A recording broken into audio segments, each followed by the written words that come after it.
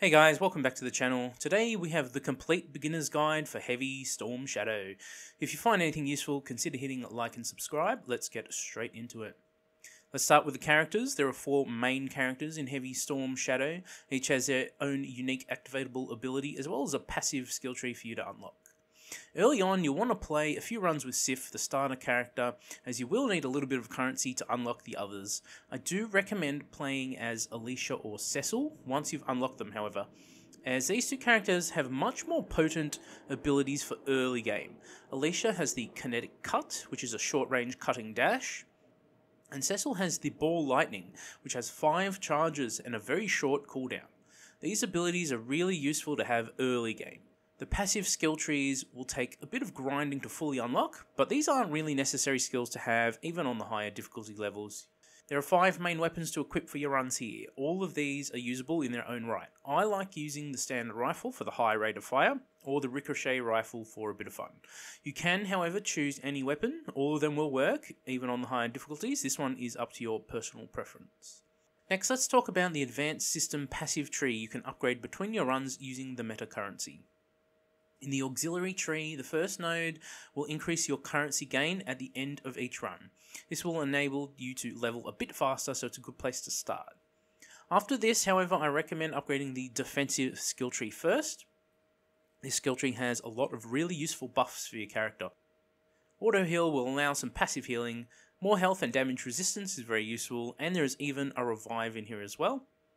Once you've taken some of the defensive nodes, I do recommend going into the fire control system tree and start boosting your damage output. You may be tempted to go for more XP or pull range in the bottom tree first, but I think you can actually wait on these nodes until you have some more currency to spend. So let's talk about the main currency you earn in this game and how to progress quickly. You'll want to be playing on the higher difficulty levels to really boost your earn rate. You can actually earn up to 50,000 of this currency in a single run if you play on difficulty 9. This will enable you to max out the tree pretty quickly. We'll get back to how to beat the high difficulty levels in a moment, but first, let's talk about the Agile chips. The Agile chip system allows you to mix and match different chips to equip to the mech to boost its power during a run. You can equip up to 5 at a time with a maximum energy cost of 10.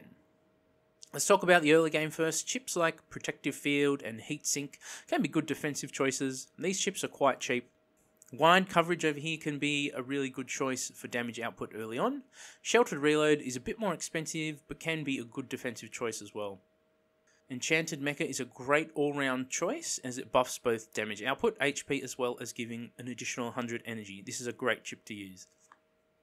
However, there are a few more expensive chips down the bottom that are really game changers, and you want to save up for these once you have some of the basic chips unlocked.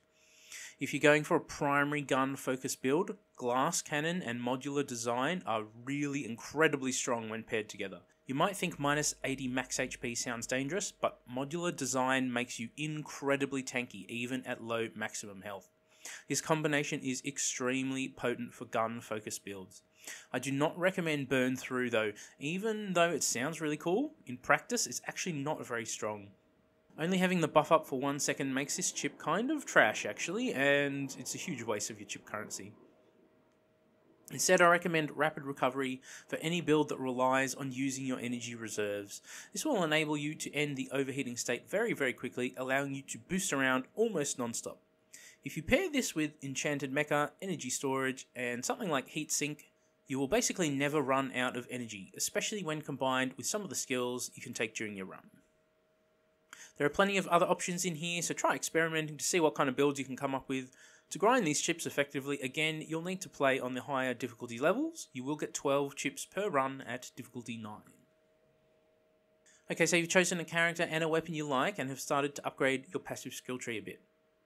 Let's now talk about the skills you can choose during your run and how to actually start winning at the higher difficulty levels. The skills in Heavy Storm Shadow are not made equal. There is one skill tree in the game that is an absolute must pick, Alloy Plating. This skill tree has 2 of the most powerful nodes in the game, Hotfix and Survival Instinct. Alloy Plating itself is a 20% damage resistance buff. However, Hotfix really is a game changer here. This allows you to heal on command when you're dashing through hordes of enemies. In combination with Survival Instinct, this will allow you to fully heal within a couple of seconds. The other two nodes in this skill tree are nice to have as well, as they offer even more defense, but they aren't as potent as Hotfix and Survival Instincts. To regain your health using these skills, all you need to do is dash through a horde of enemies a few times in a row. Okay, so second I recommend Energy Tank. This skill tree is a good pick on any build, as having additional energy tanks as well as energy regeneration rate will allow you much more maneuverability around the battlefield, but will also allow you to spam more of the other skills that require you to dash or boost. This is very useful on builds using Negative Ray and Power Particles, for example. There is also a skill tree that grants you additional health. This one can be useful, but I don't actually think it's necessary on most builds once you get Hotfix and Survival Instincts, as being able to heal on command is just so much more powerful than having an additional 50 or so max health. This skill tree does have damage resistance in it, however, so it still can be quite useful. Okay, let's talk about the offensive skills now. Unfortunately, some of these skills just suck. Molecular Blades is pathetically weak, Shockwave and Laser Barrage are fun but ultimately weak as well, so too as with Orbital Strike. So what is actually good here?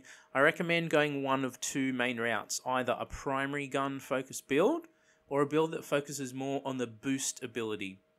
These skills, when combined with some of the chips we discussed earlier in the video, are so much more potent than taking the AoE skills. In terms of primary gun skills, you want to take plus Trajectory and plus Penetration. Rate of Fire and Reload Speed mods are also obvious choices that can really boost your overall DPS. There is also one skill that will enable you to reload automatically whenever you dash, basically removing the reload time altogether.